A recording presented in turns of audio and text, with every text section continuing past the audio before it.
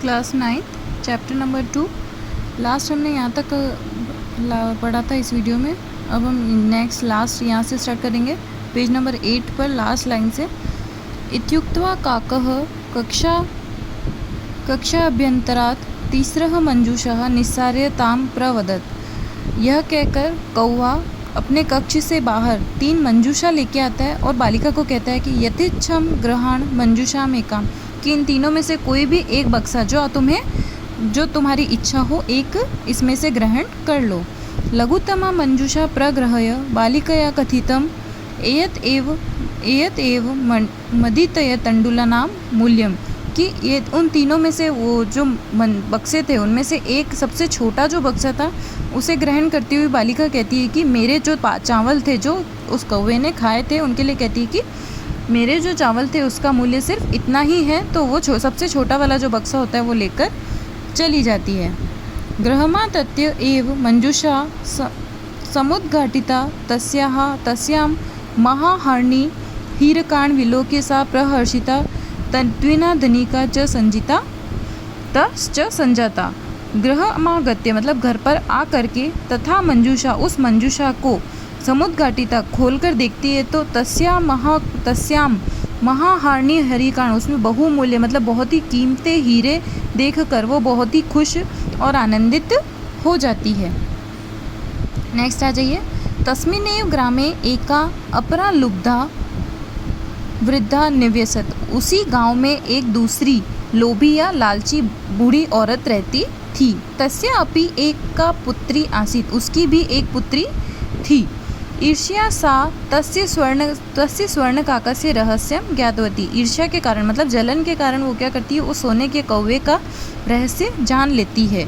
सूर्य तापे तंडुलान निक्षिप्य यथापि तयापि स्वसुता रक्षार्थम नियुक्ता, वो भी सूर्य के ताप में मतलब सूर्य की गर्मी में अपने चावल को बिखेर करके अपनी पुत्री को उनकी रक्षा करने के लिए कहती है, नियुक्त करती है। तथैव स्वर्ण पक्ष काकः तंडुलान भक्ष्य तमापि तत्रैव कार्यत, तभी वहाँ पर सोने का पक्षी मतलब जो सोने का कौवा था वो वहाँ पर चावल को खाने के लिए आता है।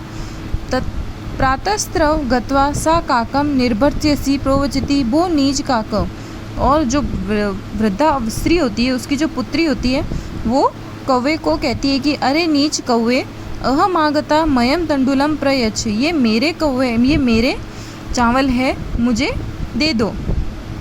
काको अब्रीवदत् अहम तत्क्रमे सोपानम अवतारयामि, मैं तुम्हें इसके लिए सीढ़ी दूंगा। तत्कथम स्वर्णमय रजतम ताम्रमय वा, कि तुम कौन सी सोने की चांदी की या तांबे की सीढ़ियों से चढ़ोगी। वो जो बालिका थी वो कौवे के जो जहाँ पर उसका घर था वहाँ पर पहुँच जाती है तो उसे कौवा कहता है कि तो उसके मूल्य लेने के लिए पहुँच जाती है। तो कौवा उसे पूछता है कि तुम कौन सी सीढ़ी से चढ़ोगी। तो गर्वितया बालिका प्रवोक्तम, और तो बालिका कहती कि स्वर्ण में सोपानेम अहम आगच्छामि, कि मैं सोने की सीढ़ी से ही आऊँगी। पर स्वर्ण काकेम तरस्कृत ताम्रमय सोपान्यम प्रायच्छत, लेकिन कौवा जो होता है उसे तांबे की सीढ़ी ही देता है। स्वर्ण का कस्ताम भोजनम अपि ताम्र भाजने एव अकार्यत, और सोने का जो कौवा होता है वो उसे भोजन भी तांबे के बर्तन में ही करवाता है। प्रतिनिवृत्ति काले स्वर्ण काकेन कक्षा अभ्यंतरम तीसर मंजूषा तत्पुरम समुच्छिताम, और जब उसे बालिका के जाने का समय होता है तो कौवा उसके लिए भी 3 बक्से लेकर आता है और उसने उनमें से किसी एक को चुनने के लिए कहता है। लोभाविष्टा सा बृहत्तमा मंजूषाम ग्रहवती, और लोभी लालची होने के कारण वो क्या करती है, जो सबसे बड़ी मंजूषा होती है सबसे बड़ा बक्सा जो होता है उसे ग्रहण कर लेती है।